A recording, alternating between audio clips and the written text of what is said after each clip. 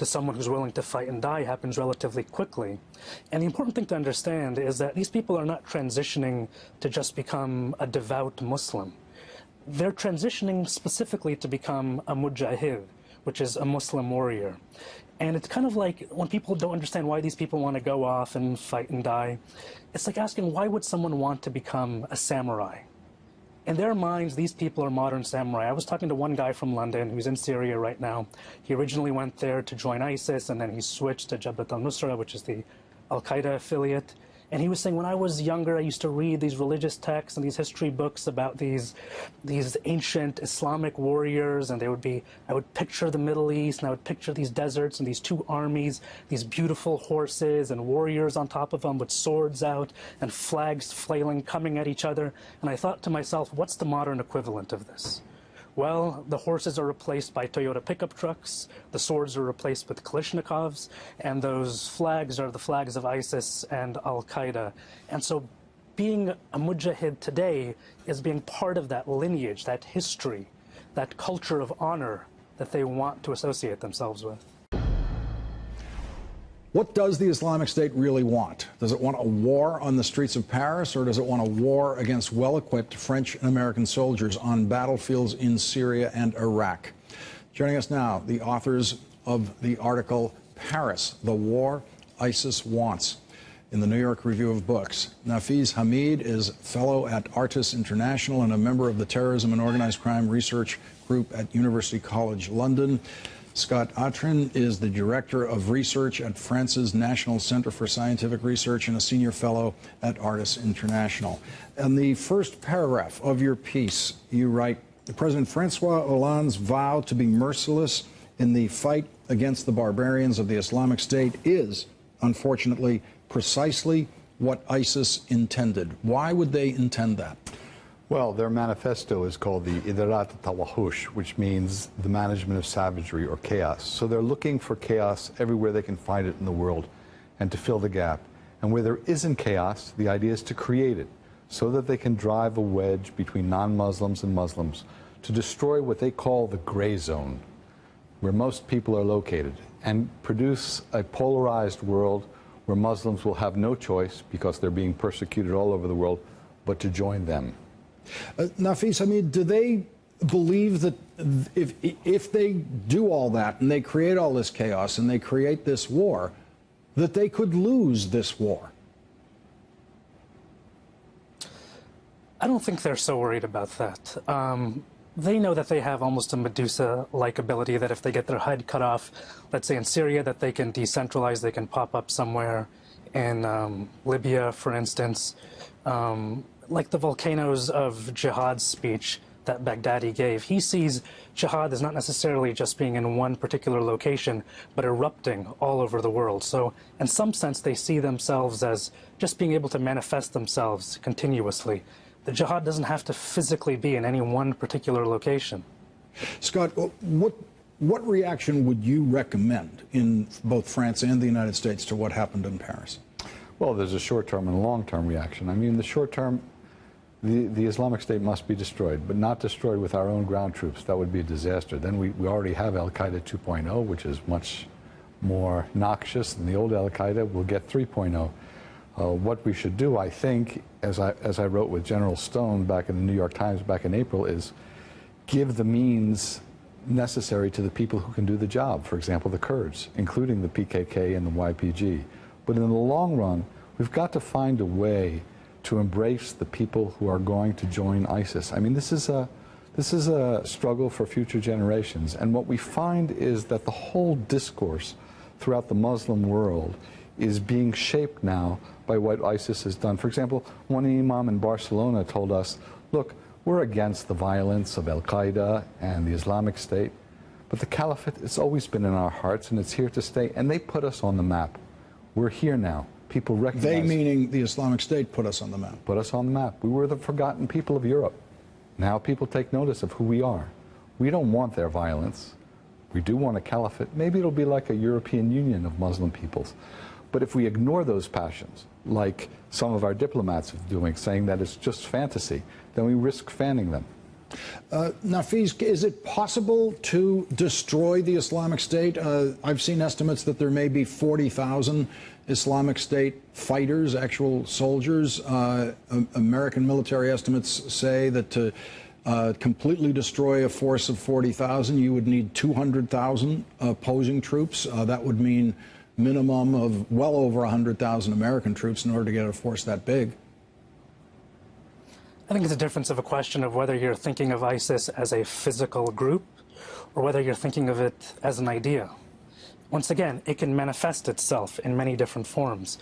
The important thing that when I'm out interviewing people in Barcelona, in Paris, and London who have sympathies to the Islamic State, it's not sympathies towards any one particular group. In fact, when you read about defectors who left the Islamic State, they left precisely because they started feeling like this was a group that started becoming interested in its own self-preservation.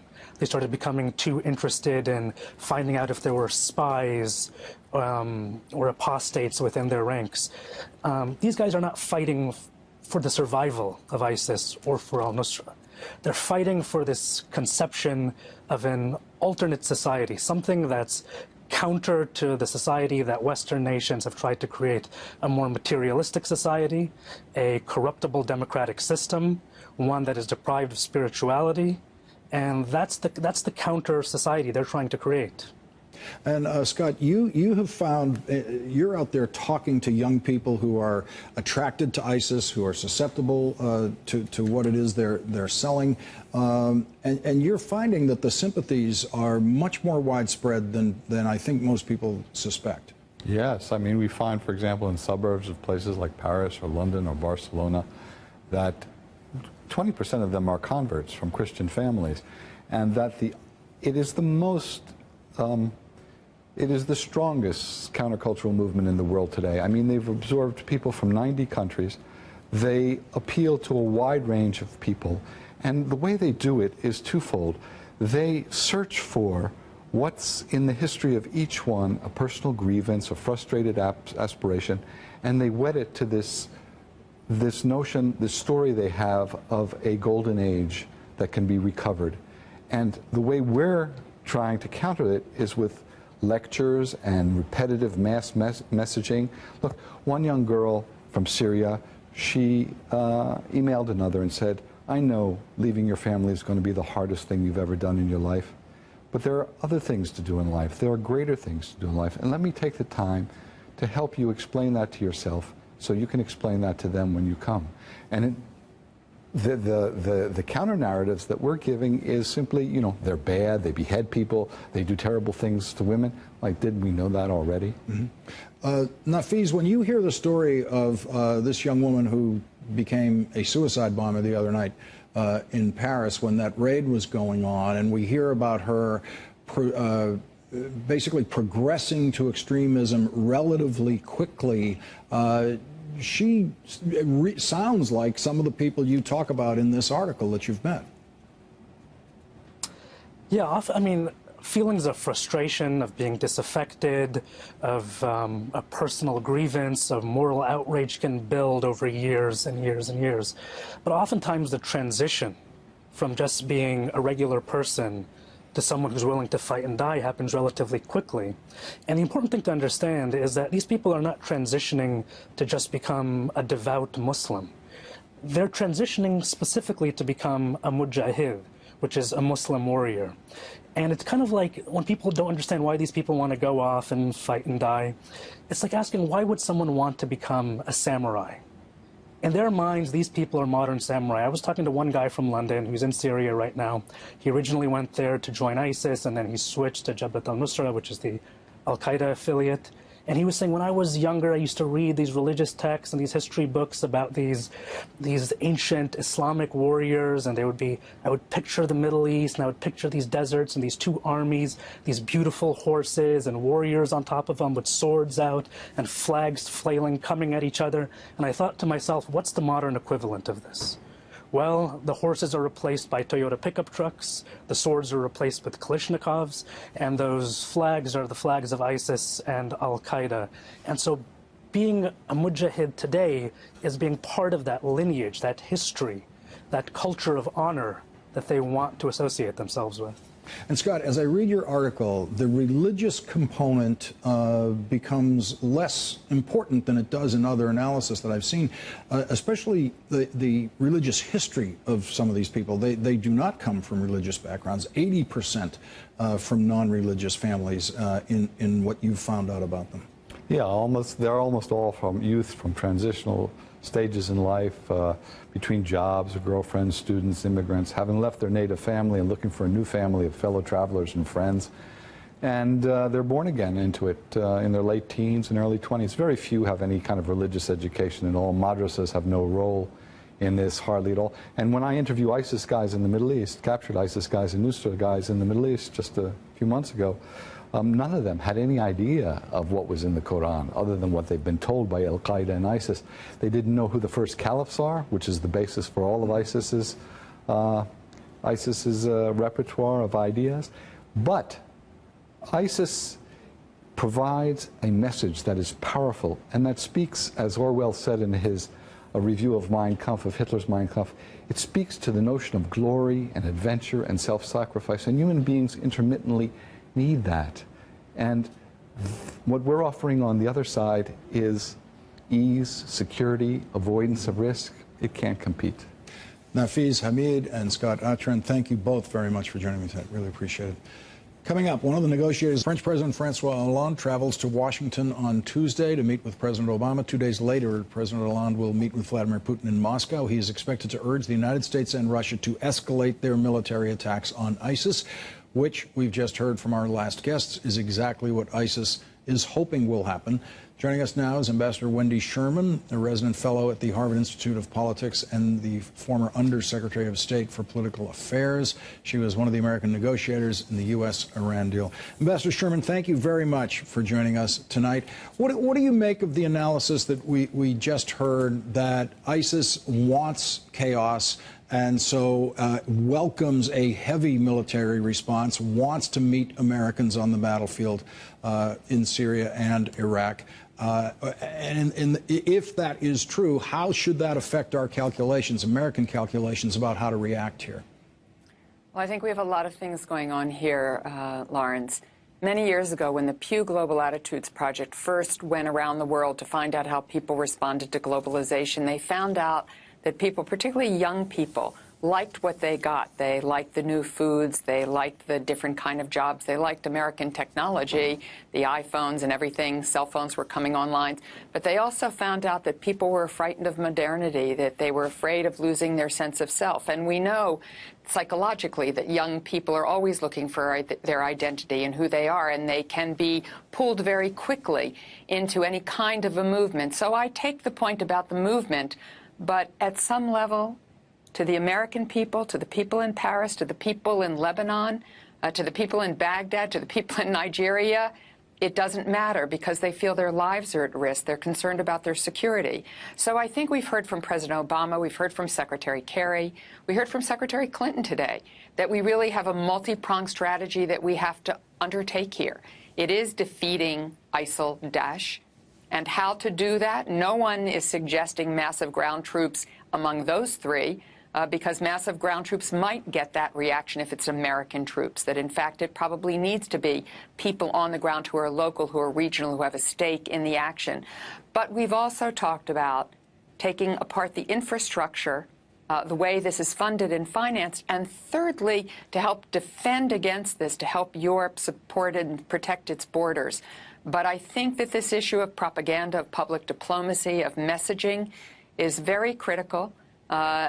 President Obama has increased that effort. Secretary Clinton talked about starting the Global Counterterrorism Fund, and really Secretary Kerry has gotten under Secretary Stengel to move forward for more efforts of public diplomacy all over the world to understand what motivates people to do these things and to try to counter-message that and find a different way to attract them to a different life in a different world. So although I think their analysis probably has some reality to it, at some level, it only takes you so far. You then have to still defeat ISIL because it is a threat.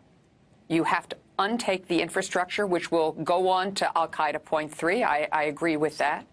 to the Boko Harams of the world, to the other cells of the world. And you have to make sure that the defenses of each of our countries is strong enough to get us through with resolve, as Secretary Clinton said today, not with fear. Ambassador Sherman, could you give us a time frame for the strategy you just outlined? Well, it's going to take some time. I think that we can protect ourselves better. And I think one of the things I'm sure that President Hollande and President Obama will talk about is things that we learned after 9/11. I thought that Mayor de Blasio and the police commissioner in New York were phenomenal last night, and basically saying we've learned a lot, we're going to keep you safe. Everybody should be on the alert, but we're not going to let fear take over. We're not going to be intimidated. We're not going to play that game. We're not going to give in to that fear. We welcome refugees to our country. That's what the Statue of Liberty stands there and says. And so I think we've got to share what we've learned. We have to share better intelligence. So we have to help Europe because they have migration that happens over land. We've got two oceans that don't protect us completely, as we well understand, but offer us more protection. But we also have to deal with this issue of public diplomacy and messaging. Daesh is absolutely masterful at making use of the Internet, and we have to get better at it. Ambassador Wendy Sherman, thank you very much for joining us tonight, and please come back. Thank you very much. Thank you. Months ago, the organizer of the Paris attacks boasted in an ISIS publication that he was able to pass between Syria and Europe despite being on an anti-terror watch list. In the February issue of Dabiq magazine, he said, "I was able to leave despite being chased after by so many intelligence agencies. All this proves that a Muslim should not fear the bloated image of the Crusader intelligence. My name and picture were all over the news, yet I was able to stay in their homeland, plan operations against them, and leave safely when doing so became necessary." European immigration officials speaking to the UK newspaper The Telegraph say that in some countries, as few as 1% of the people entering the European Union country get properly checked against the anti-terror watch list. The average number of people checked against the anti-terror watch list by EU countries is between 10 and 20%. Joining us now, Brian Jenkins, a terrorism expert who testified before the Senate Homeland Security Committee today. Mr. Jenkins, your assessment of the European border situation, and are we in a new age where those open borders thought to be what the modern world would look like in Europe no longer work? Well, we have separate issues. We have the borders that surround Europe, and then the borders once you're inside Europe.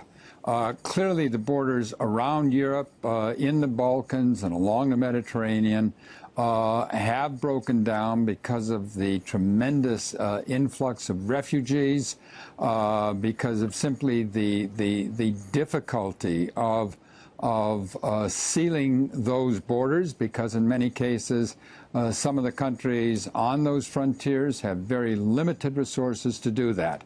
The separate issue are the borders in Europe, even in the Schengen area, at the core of Europe, which allows free travel. So once one is in Germany or France or Belgium, one can cross borders without any of the formalities that we are accustomed to when going in and out of the United States. The French Prime Minister today said they are now concerned about the possible risk of chemical and biological weapons making it into Europe. What do we know about that at this point? Well, this is not the first time that this has come up as a concern. In the 2003 or so, there were a number of reports and a number of findings of small quantities of ricin that were being manufactured by terrorists. There were some other plots that reportedly involved some deadly chemicals. These were not in huge quantities, but certainly even in limited quantities could cause a great deal of alarm. What do you make of those percentages that I talked about at the beginning of this segment in terms of the checks that Europeans are using against the terror watch list? Should those percentages be higher? You know, look, here, there are several problems here. First of all, when we talk about the list, there is not a complete list that includes all of the names that all of the European countries are looking for. Intelligence is one of the last bastions of sovereignty, and the level of cooperation among the European countries themselves in the area of intelligence and law enforcement, while it clearly has improved, it is proving not to be adequate to the extent that coordination is lacking under current circumstances. We are likely to see the reimposition of border controls, which is a challenge to the core idea of the European Union itself. Yeah, I mean, it'd be, in American terms, like having border controls between New York State and Vermont. And that's what they, as they were modeling this, that's what they were looking at, the United States and that massive economic market where no one has to pass through any borders of any kind. And this was the thing that they were trying to emulate. At what point in this fear of terrorism is the balance shifted between that and the economic freedom that they were looking for with this border situation? Well, we're already seeing the reimposition of, in a sense, informal border controls. For example, as trains come in to France from other countries, there will be authorities on those trains doing some checks. We've already seen also, as a consequence of the huge influx of refugees, a number of countries are building fences or walls. So in a piecemeal way, that's coming back. Brian Jenkins, thank you very much for joining us tonight. And now tonight's last word.